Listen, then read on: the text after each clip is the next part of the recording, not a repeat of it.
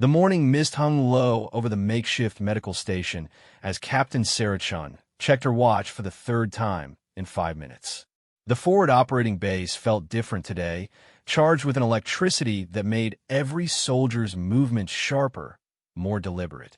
She had been stationed in the conflict zone for 8 months now, serving as a battlefield medic with the 82nd Airborne Division, but something about this particular dawn made her stomach clench with anticipation. The radio crackled to life, breaking through the pre-dawn quiet. Medic Alpha, we have multiple casualties incoming. ETA 15 minutes. Sarah's hands moved automatically to her medical kit, checking supplies she had already verified twice. Her team of 4 medics scrambled around her, their faces reflecting the same mixture of readiness and dread that had become their daily uniform. What nobody knew, not even her closest colleagues, was that Sarah carried more than medical training into these situations. Before enlisting, she had spent 3 years working as an emergency room doctor in Detroit, dealing with gunshot wounds, stabbings, and trauma cases that would have broken most people. But even that experience hadn't prepared her for what she was about to encounter. The first helicopter touched down in a whirlwind of dust and diesel fumes. Sarah ran toward it, her medical bag bouncing against her hip, but stopped short when she saw the pilot's face. Lieutenant Rodriguez, normally unshakable, looked pale and drawn. "Doc, you need to know something," he shouted over the rotor noise. "This isn't a normal extraction. We pulled these guys from behind enemy lines.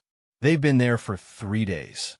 The casualties began emerging from the aircraft, and Sarah felt her breath catch. 6 soldiers, all members of an elite reconnaissance unit, carried wounds that told a story of survival against impossible odds. But it wasn't their physical injuries that made Sarah's hands tremble as she began her assessment. It was the way they looked at her, their eyes holding a desperate plea that went far beyond medical attention. Sergeant First Class Marcus Williams, the unit's leader, grabbed Sarah's arm as she knelt beside him. His voice was barely a whisper, rough from dehydration and strain. "Doc, they're still out there. 2 of our guys. We couldn't get them." His grip tightened. "Command says they're gone, but we heard them on the radio this morning. Short bursts. They're alive." Sarah's medical training kicked in automatically as she worked on William's shrapnel wounds, but her mind was racing. Military protocol was clear in situations like this. Once a unit was extracted, rescue operations for missing personnel required extensive planning, intelligence verification, and approval from multiple command levels. The process could take days, and from William's description, his missing teammates didn't have that long. As she moved between patients, Sarah began piecing together the full picture. The reconnaissance team had been inserted deep into enemy territory to gather intelligence on weapon supply routes. Their mission had gone sideways when they walked into an ambush. During the chaotic firefight that followed, 2 team members, Corporal James Park and Private Danny Morrison, had been separated from a group when an explosion collapsed part of the building they were using for cover. "We try to get back to them," whispered Specialist Tyler Brooks, wincing as Sarah cleaned a deep cut on his forehead. "But the enemy had us pinned down from 3 sides. We had to move, or we'd all be dead." His voice cracked.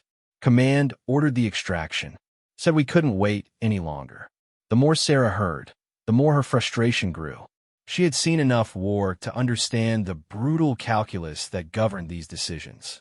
Sometimes commanders had to choose between losing 2 soldiers or losing 8. But understanding the logic didn't make it easier to accept, especially when she looked into the eyes of these men who felt they had abandoned their brothers. Private First Class Alex Kumar, the youngest member of the team, couldn't stop shaking as Sarah checked him for signs of shock. "They saved my life, Doc," he said, his voice barely audible. "Park threw himself on top of me when that mortar round came in. Morrison was the one who got us all to that extraction point." And now, he couldn't finish the sentence. Sarah had dealt with survivor's guilt before, but rarely had she seen it manifest so immediately and intensely. These soldiers weren't just dealing with the trauma of combat.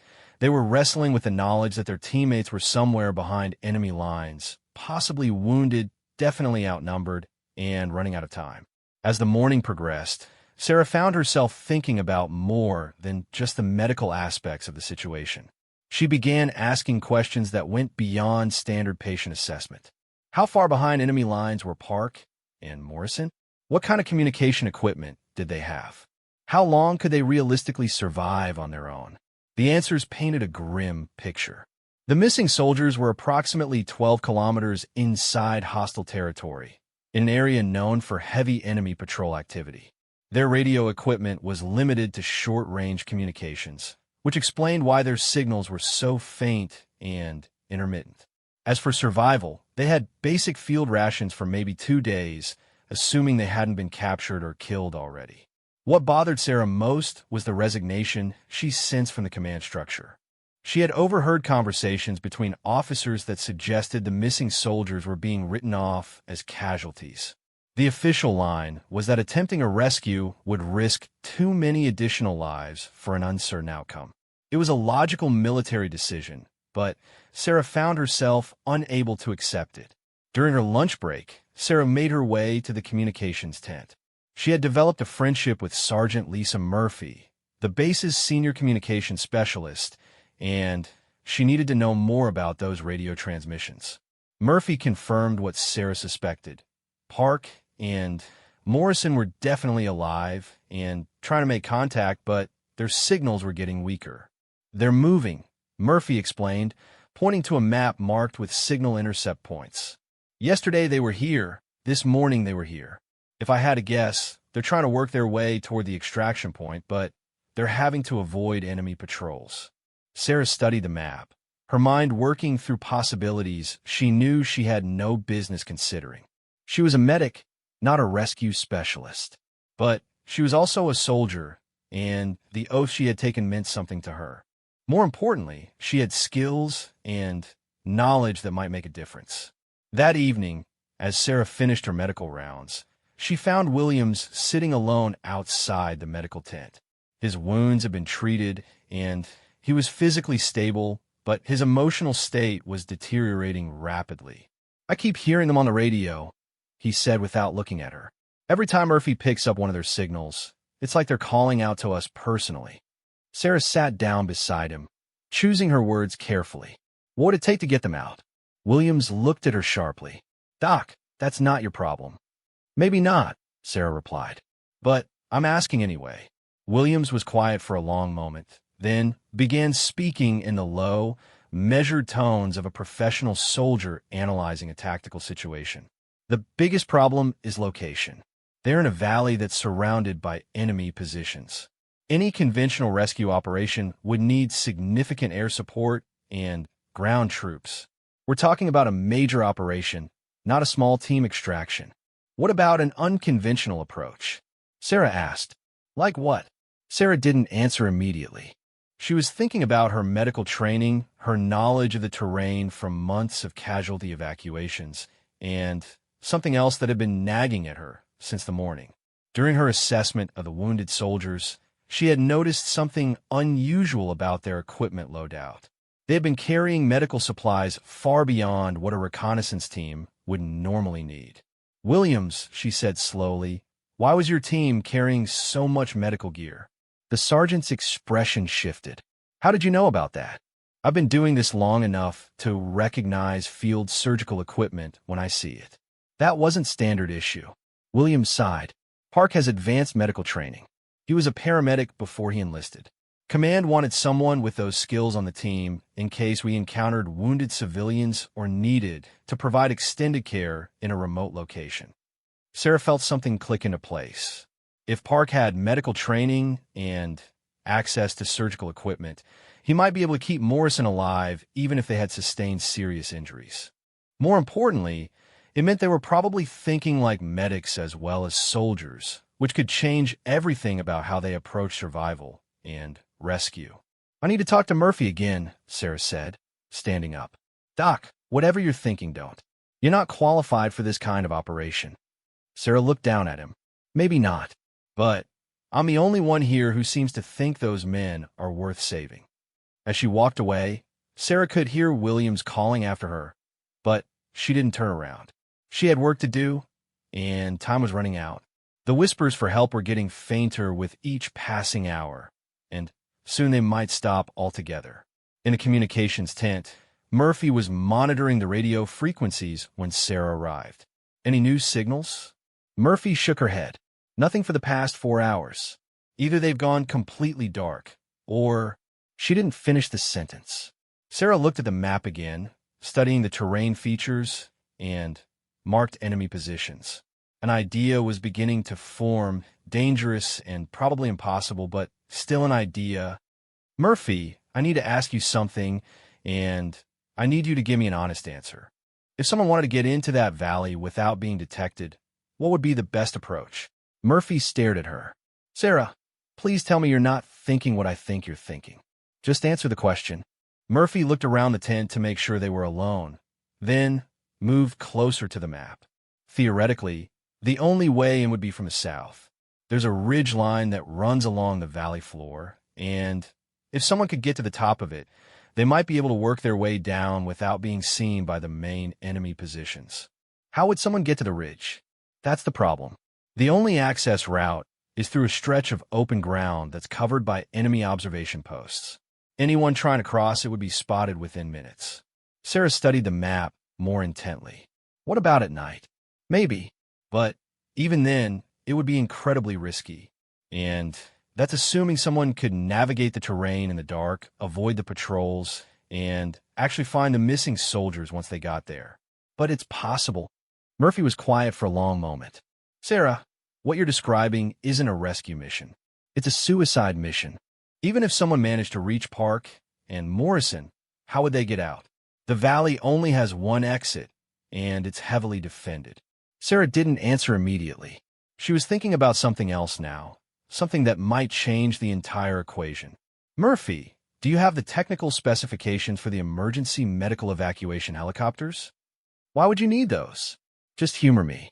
Murphy pulled out a thick manual and flipped to a section marked with emergency procedures. Sarah read through the specifications quickly, focusing on range, payload capacity, and landing requirements. What she found made her pulse quicken. Murphy, could one of the medical evacuation helicopters land in that valley? Absolutely not. The landing zone isn't secure, and we don't have authorization for operations in that area. I didn't ask about authorization. I asked if it was physically possible. Murphy looked at the topographical data. The terrain could support a landing, but only during daylight hours, and only if the landing zone was properly marked and secured. Sarah felt the pieces of her plan beginning to come together. It was still impossibly dangerous, and it violated every protocol she could think of, but it might actually work. The key was timing and preparation. If she could somehow get to Park and Morrison, assess their medical condition, and establish a secure landing zone, then a medical evacuation might be possible. The more she thought about it, the more convinced she became that this was their only real chance. The official rescue operation wasn't going to happen, at least not in time to save the missing soldiers. But an unauthorized medical evacuation, conducted under the pretense of emergency care, might slip through the bureaucratic cracks long enough to succeed. Sarah closed the manual and looked at Murphy. I need to know something else. How long would it take to organize an emergency medical evacuation if we received a confirmed casualty report from the valley? Murphy's eyes widened as she realized what Sarah was suggesting. You can't be serious. How long? If we had definitive medical information and GPS coordinates, maybe 30 minutes. But, Sarah, what you're talking about is crazy. You'd have to get into the valley, find them, provide medical treatment if they're wounded, establish communications, and somehow create a secure landing zone, all while avoiding enemy forces that outnumber you by probably 50 to 1. Sarah nodded slowly. She understood the odds, but she also understood something else. Sometimes the impossible became possible when someone was willing to risk everything to make it happen. And sometimes the whisper for help became a shout that changed everything. Murphy, she said quietly, if I could make this work, would you help me? The communications specialist looked at her for a long moment, then at the map, then back at Sarah. Those men saved my brother's life in Afghanistan 2 years ago. Morrison pulled him out of a burning vehicle. Sarah felt a surge of hope. Is that a yes? That's a let me know what you need, and I'll find a way to make it happen. For the first time since the helicopters had landed that morning, Sarah smiled.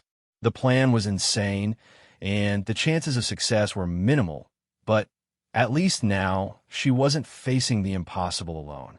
The whispers for help were about to get an answer, even if that answer came from the most unlikely source imaginable. Sarah spent the next 18 hours preparing for what she knew might be the most dangerous decision of her life. She couldn't sleep, couldn't eat properly, and every time someone spoke to her, she had to force herself to focus on normal conversations while her mind raced through tactical details and medical contingencies. The plan she developed was deceptively simple, which was both its greatest strength and its most terrifying weakness.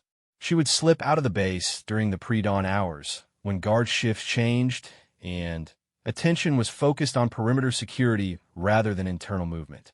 Using Murphy's intelligence about enemy patrol patterns, she would navigate to the ridge line that overlooked the valley where Park and Morrison were trapped.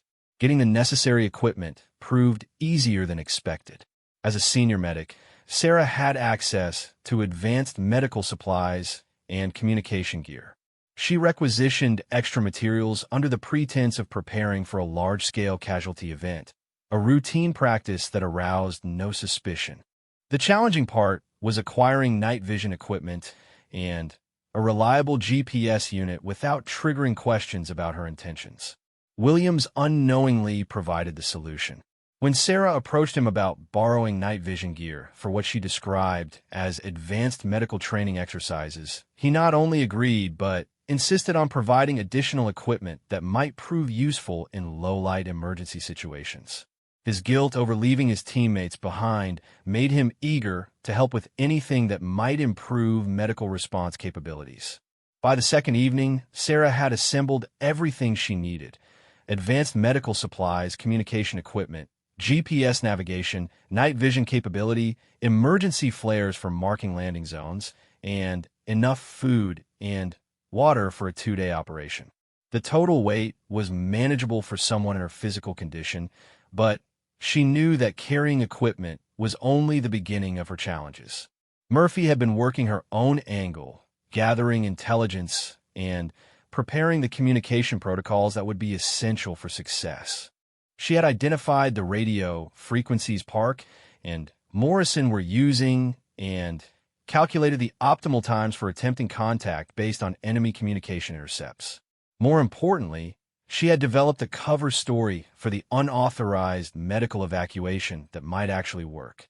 "Here's what we tell command," Murphy explained during their final planning session. "You were conducting a routine perimeter medical inspection when you received a direct distress call from the missing soldiers.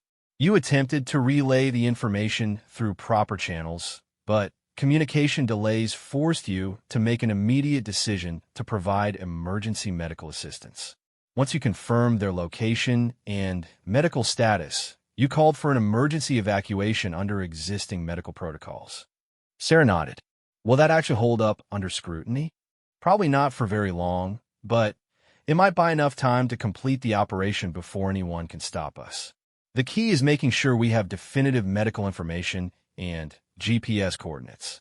Once we can prove the soldiers are alive and in need of immediate care, the bureaucratic momentum shifts in our favor." The medical aspect of the plan was what gave Sarah the most confidence.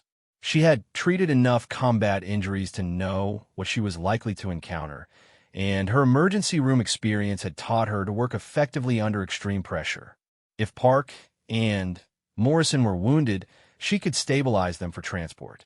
If they were mobile, she could guide them to a suitable landing zone and provide medical clearance for evacuation. What worried her more was the tactical situation. Sarah was an excellent medic and a competent soldier, but she had no special training in stealth operations or behind-the-lines reconnaissance. She would be operating entirely on instinct, basic military skills, and determination. Against professional enemy forces in familiar terrain, those advantages seemed inadequate. Williams approached her on the morning she planned to leave, his expression troubled. "Doc, I need to ask you something, and I want an honest answer. Are you planning something dangerous and stupid?" Sarah looked at him carefully. "Why would you think that?" "Because you've been asking questions that go way beyond normal medical procedures. Because Murphy has been acting nervous whenever your name comes up. And because I've seen that look before on soldiers who were about to do something that would either make them heroes or get them killed." For a moment, Sarah considered telling him everything. Williams was an experienced soldier who might be able to help her refine the plan or identify problems she hadn't considered. But she also knew that involving him would make him complicit in an unauthorized operation that could end his military career. "Williams, if I told you that Park and Morrison could be saved, but it would require someone to break about 15 military regulations and risk a court-martial, what would you say?" Williams studied her face. "I'd say that some things are more important than regulations. Even if the person attempting the rescue had almost no chance of success. Especially then," he paused. "Doc, those men would die for any one of us. If someone's willing to take that risk for them, then that person has my support no matter what." Sarah felt a weight lift from her shoulders. "Williams, in about 6 hours, you might receive word that I've gone missing during a routine medical patrol. When that happens, I need you to convince the other members of your team that they should be prepared for immediate medical evacuation if an opportunity arises." Understanding dawned in Williams' eyes. "Jesus Christ, Sarah, you're actually going to do it." "I'm going to try." Williams grabbed her arm. "Take me with you.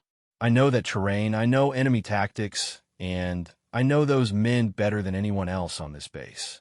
Sarah shook her head. "You're wounded, you're needed here, and I can't risk anyone else on this. If I fail, the official record will show that one medic made a stupid decision and paid for it. If we both go and fail, it becomes a pattern of insubordination that could affect the entire unit. And if you succeed, then Park and Morrison come home." Williams was quiet for several minutes. When he finally spoke, his voice was steady and determined. "Doc, I can't stop you, and I probably shouldn't try, but I can give you something that might help." He pulled a folded paper from his pocket. "These are the exact coordinates where we last saw Park and Morrison. Murphy's been tracking their radio signals, but this tells you where to start looking." Sarah took the paper and studied the coordinates. They matched her calculations based on Murphy's intercept data, which was reassuring. "Williams, if this goes wrong, it won't go wrong. You're not going to let it." At 0347 hours, Sarah slipped out of the medical tent and began making her way toward the perimeter of the base. The pre-dawn darkness was complete, with heavy clouds blocking any starlight. Her night vision equipment turned the world into a green and black landscape of geometric shapes and moving shadows. The perimeter guards were focused outward, watching for threats approaching the base rather than movement from within. Sarah had studied their patrol patterns for 2 days and knew exactly when and where gaps in coverage occurred. She reached the outer fence line without being detected and used wire cutters to create a small opening that could be easily overlooked during routine inspections. Once outside the base, Sarah felt the full weight of what she was attempting. The terrain ahead was unfamiliar, potentially hostile, and completely unforgiving of mistakes. She would be navigating by GPS through enemy-controlled territory with no backup, no air support, and no way to call for help if things went wrong. The first hour of movement went smoothly. Sarah maintained a steady pace across relatively open ground, stopping frequently to check her GPS position and listen for signs of enemy activity. The night was quiet except for distant sounds that could have been machinery, vehicles, or weapons fire. In a combat zone, silence was often more unsettling than noise. As dawn approached, Sarah reached the base of the ridgeline that would provide her access to the valley. The climb would be the most dangerous part of her approach, because she would be exposed on steep terrain with limited cover. If enemy forces spotted her during this phase, escape would be almost impossible.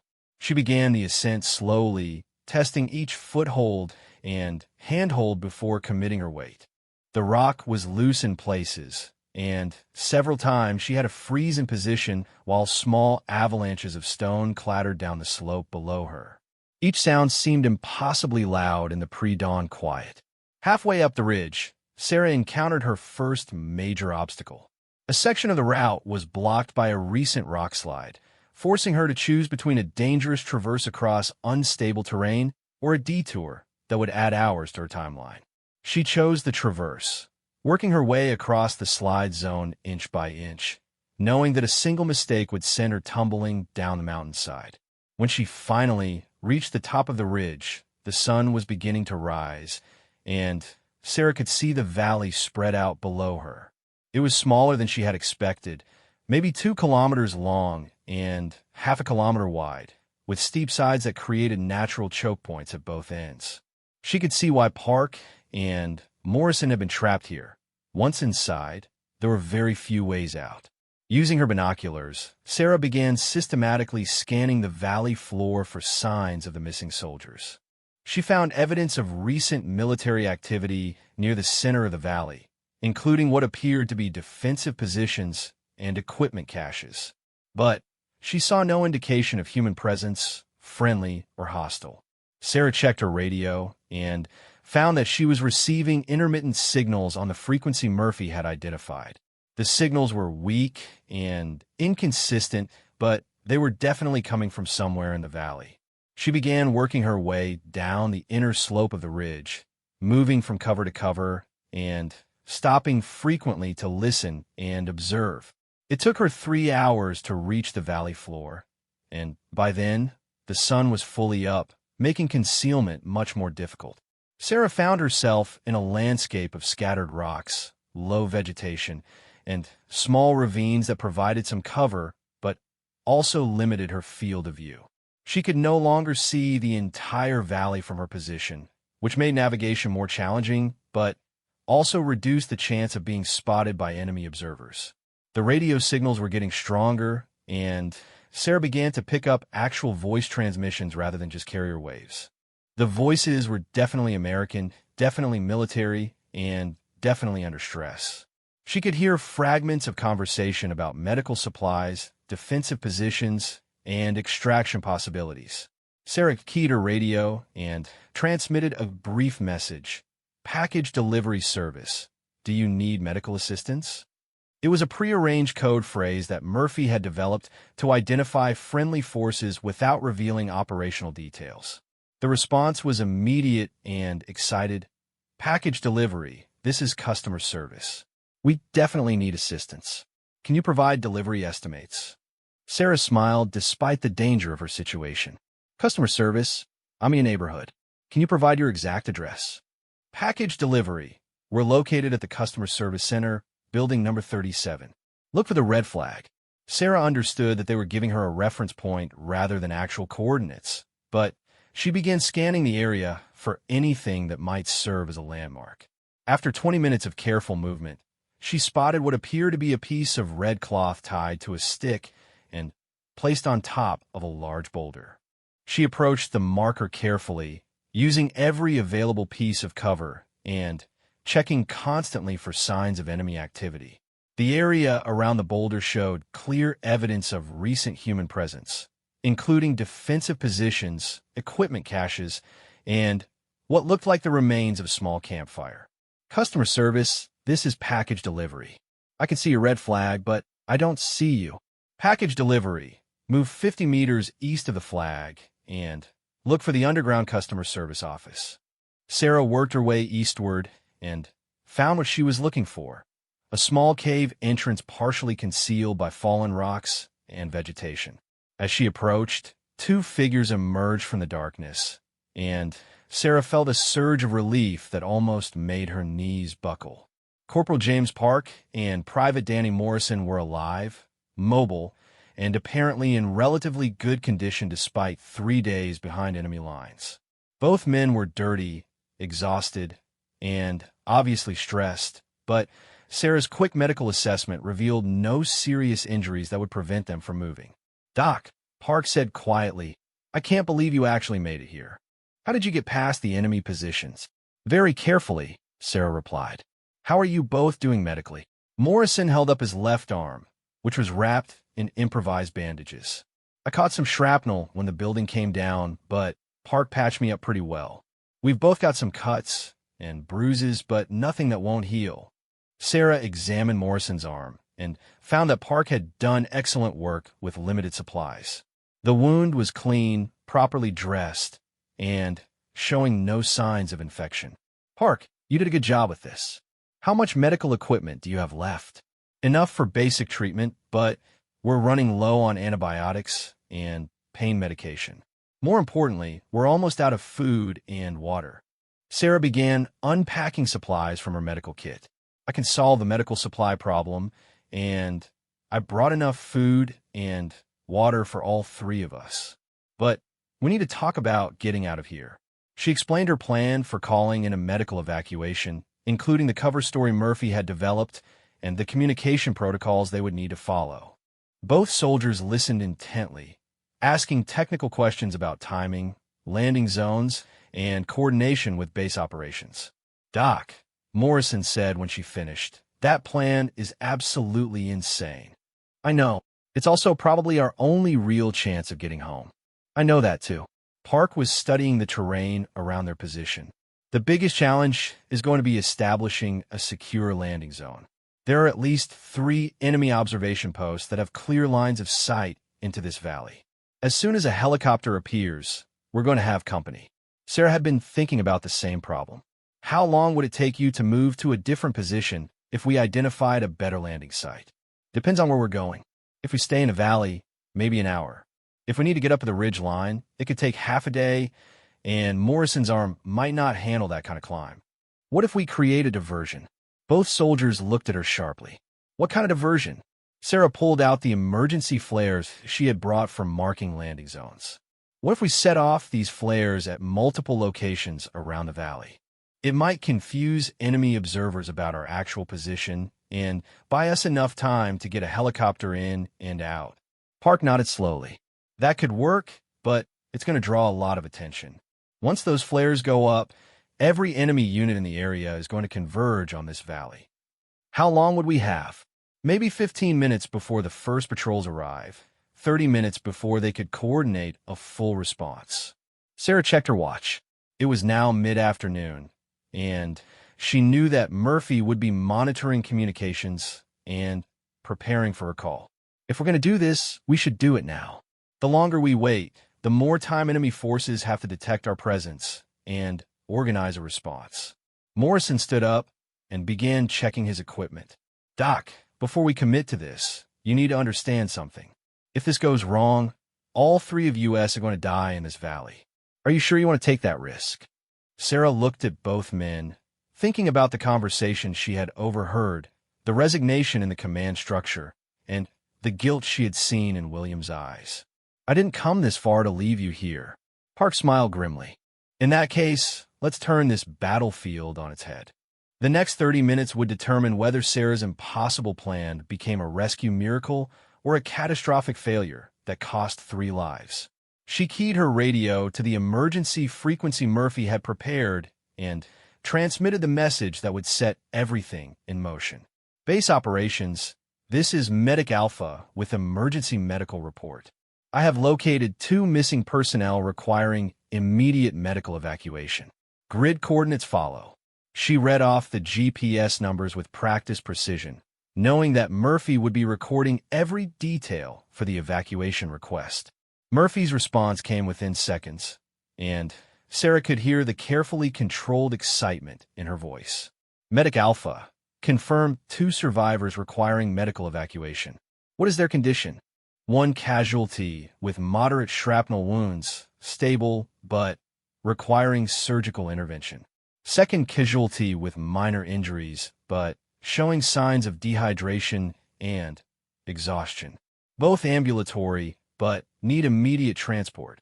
Medic Alpha, evacuation helicopter will be airborne in 15 minutes.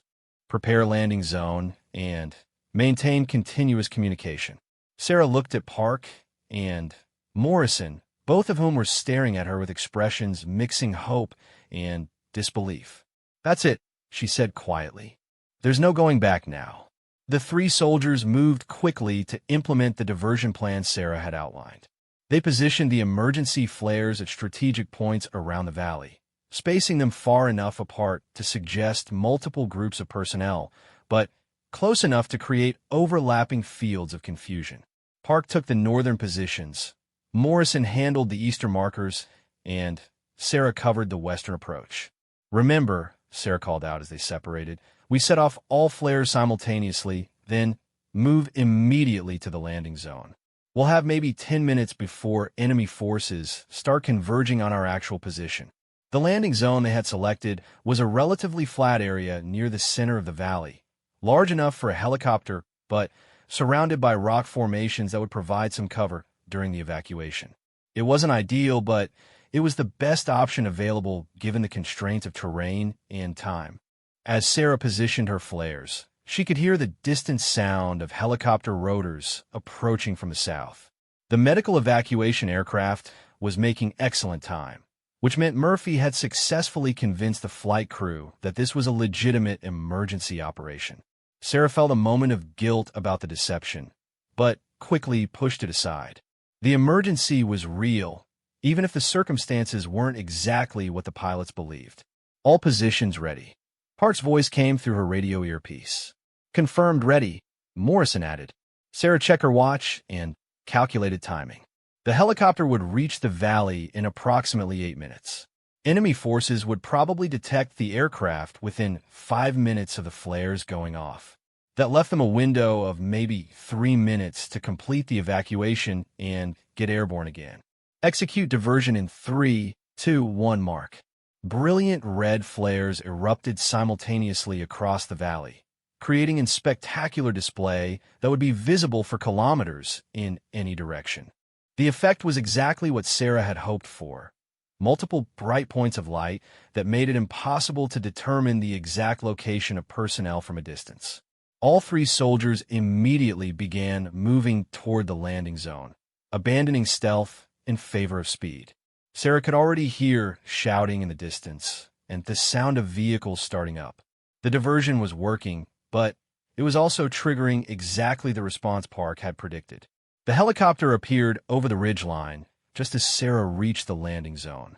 She immediately began signaling with her flashlight, using the standard medical evacuation codes to guide the aircraft to their position. The pilot responded with recognition signals and began his approach, but Sarah could see him scanning the area nervously as he took in the multiple flare positions. Park and Morrison reached the landing zone within seconds of each other, both moving faster than Sarah would have thought possible given Morrison's wounded arm. They immediately began preparing the area for landing, clearing debris, and establishing a basic security perimeter. "Incoming helicopter, this is ground medical team," Sarah transmitted. "Landing zone is clear. Casualties are ambulatory. Request immediate pickup. Ground medical, we have visual on your position. Beginning final approach. Advise if you encounter hostile fire." Sarah was about to respond when Park grabbed her shoulder and pointed toward the eastern rim of the valley. Enemy soldiers were emerging from concealed positions and beginning to move down into the valley. They were still several hundred meters away, but they were armed and organized, and they had clearly identified the helicopter as a target. "Pilot, be advised you have armed personnel moving toward the landing zone from multiple directions. Recommend expedited pickup." The helicopter pilot's response was terse and professional. Ground medical understood. Touchdown in 30 seconds. Morrison was scanning the valley approaches with his rifle ready. "Doc, we're about to have company from 3 directions. This is going to be close." The helicopter settled onto the valley floor in a whirlwind of dust and rotor noise.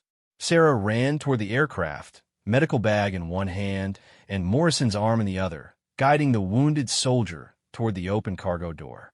Park provided covering fire, sending carefully aimed shots toward the approaching enemy forces to slow their advance. As Morrison was helped into the helicopter, Sarah could see muzzle flashes from at least 2 enemy positions. The hostile forces had closed to within effective rifle range, and bullets were beginning to impact around the landing zone. The helicopter crew chief was shouting something about immediate departure, but Sarah couldn't hear him over the combination of rotor noise and gunfire. Park reached the helicopter just as enemy fire began hitting the aircraft itself. Sarah could hear the distinctive sound of rounds punching through metal, and she saw the pilot's expression change from controlled concern to urgent alarm. "We need to go now," he shouted. Sarah threw herself into the helicopter cargo bay just as the aircraft began to lift off. She could see Park pulling himself through the door even as the landing gear left the ground. Below them, enemy soldiers were running toward their former position, firing upward at the departing aircraft. For a moment that seemed to last forever, the helicopter hung in the air above the valley while the pilot fought for altitude and forward speed. Sarah could feel rounds hitting the fuselage around her, and she was certain that one lucky shot would bring them crashing back to the valley floor. Then they were above the ridge line and accelerating toward friendly territory.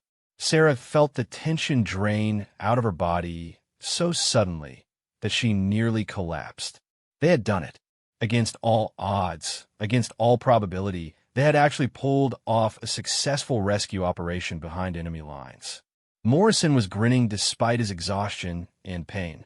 "Doc, I can't believe that actually worked." Park was checking his equipment and looking out the helicopter window. It worked because Sarah was willing to risk everything when nobody else would even try. The helicopter crew chief was examining damage to the aircraft while maintaining communication with base operations. "We took several hits, but nothing critical. All personnel are secure, and we're en route to base." During the flight back, Sarah began to think about what would happen once they landed. The unauthorized operation would be discovered quickly, and she would face serious disciplinary action for violating orders and endangering military personnel. Her career was probably over, and she might face criminal charges depending on how command decided to handle the situation. But as she looked at Park and Morrison, both of whom were alive and would soon be receiving proper medical care, Sarah found that she didn't care about the consequences. Some decisions were worth making regardless of personal cost, and this had been one of them. The helicopter touched down at the base medical facility 23 minutes after lifting off from the valley. Waiting for them was a crowd that included Williams and the rest of his reconnaissance team. Murphy with a huge smile on her face, several medical personnel with stretchers and equipment, and two stern-looking officers who were clearly there on official business. As Morrison was helped from the aircraft and immediately surrounded by medical staff, Sarah realized that the aftermath of the rescue was just beginning. She would have to answer questions about her unauthorized operation, justify her decision to risk lives and equipment, and accept whatever punishment command deemed appropriate. Williams approached her as she climbed down from the helicopter. "Doc, how do you feel about turning the entire command structure on its head?" Sarah looked at him questioningly. "What do you mean?" "While you were gone, Murphy let slip what you were attempting. Word spread through the entire base that a medic had gone behind enemy lines to rescue Park and Morrison. By the time the helicopter took off, half the base was monitoring the radio traffic and cheering for your success." Sarah felt a chill of apprehension. "Williams, that's not necessarily a good thing. Maybe not for you personally, but it's definitely good for those two men who are alive because of what you did. And it's good for everyone else on this base who now knows that we don't abandon our people, no matter what the regulations say." One of the stern-looking officers, a colonel Sarah didn't recognize, approached her with a folder full of papers. "Captain Chun, you need to come with me immediately. There are some serious questions about your conduct today." Before Sarah could respond, Williams stepped forward. "Colonel, with respect, Captain Chun just successfully completed a rescue operation that saved the lives of 2 American soldiers. If there are questions about her conduct, they should probably focus on why she was the only person willing to attempt that rescue." The colonel looked at Williams sharply. "Sergeant, this is not your concern." "Sir, those men are members of my unit, and Captain Chun risked her life to bring them home. That makes it very much my concern." Sarah could see that the situation was escalating in ways she hadn't anticipated. Williams, it's okay. I knew there would be consequences when I made this decision. Murphy appeared at Sarah's elbow, carrying a thick folder of communication logs and documentation. Colonel, before you proceed with any disciplinary action, you might want to review the official record of today's operation. The colonel opened the folder and began reading. His expression gradually changed from stern disapproval to puzzled confusion. According to these logs, Captain Chun was responding to direct radio contact from missing personnel and acted within established medical evacuation protocols. Murphy smiled innocently. Yes, sir.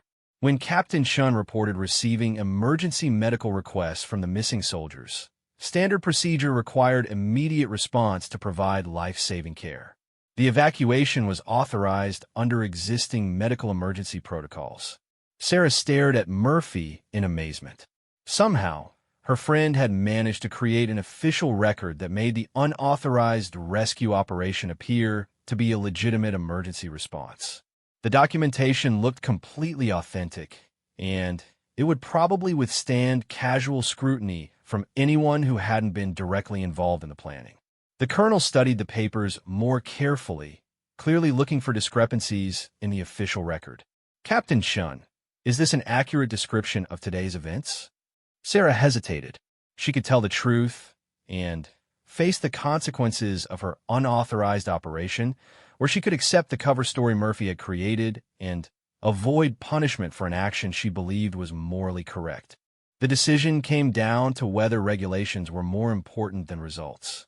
Sir, I received radio contact from the missing soldiers indicating they required immediate medical assistance.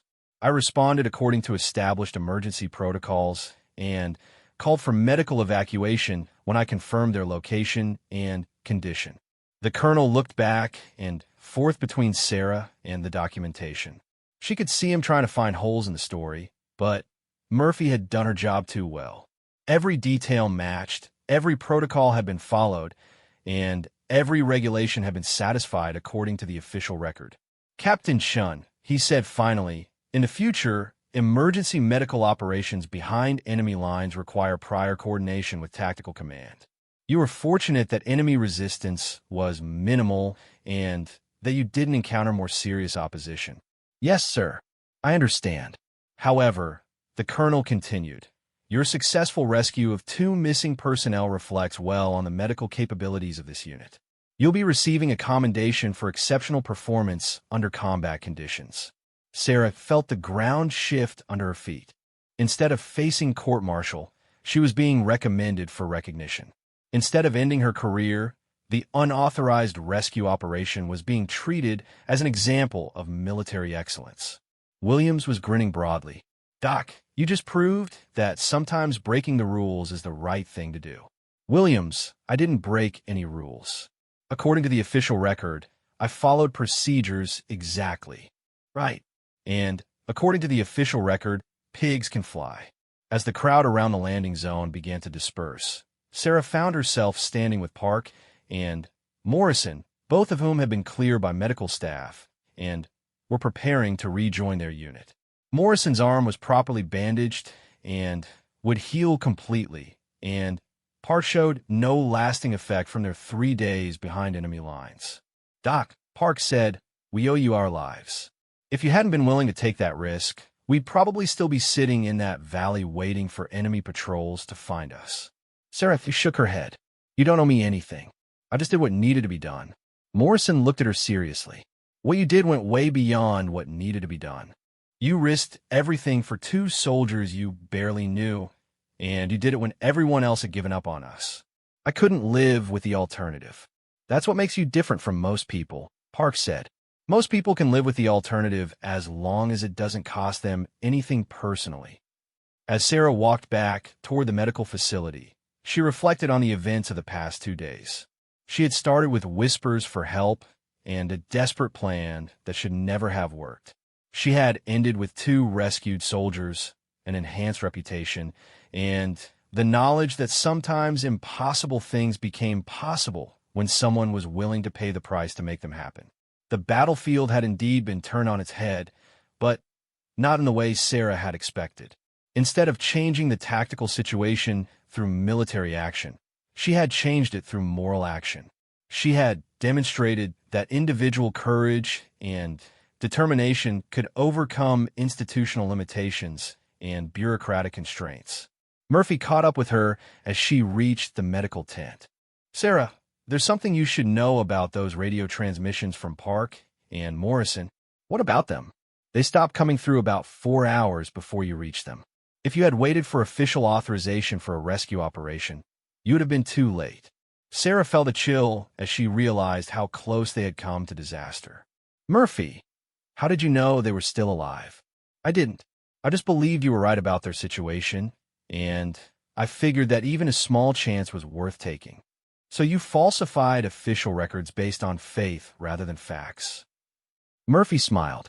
"I created documentation that reflected what should have happened rather than what did happen. Sometimes the system needs help doing the right thing." That evening, as Sarah completed her medical reports and prepared for the routine that would resume the following day, she thought about the broader implications of what had occurred. The rescue operation had succeeded not because of perfect planning or superior equipment, but because several people had decided that saving lives was more important than following regulations. Williams appeared at the medical tent just before lights out, carrying a bottle of water and looking more relaxed than she had seen him since the original reconnaissance mission. "Doc, I wanted to thank you for something." "Williams, you've already thanked me about 10 times today. Not for rescuing Park and Morrison, for proving that the whispers for help don't have to go unanswered." Sarah looked at him questioningly. "For the past 8 months, every time we've lost someone or left someone behind, we've told ourselves that it was necessary, that we didn't have any choice. You proved that we always have a choice.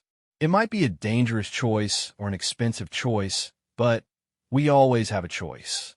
As Williams left the medical tent, Sarah realized that the rescue operation had accomplished something beyond saving 2 lives. It had demonstrated that individuals could make a difference even within large bureaucratic organizations.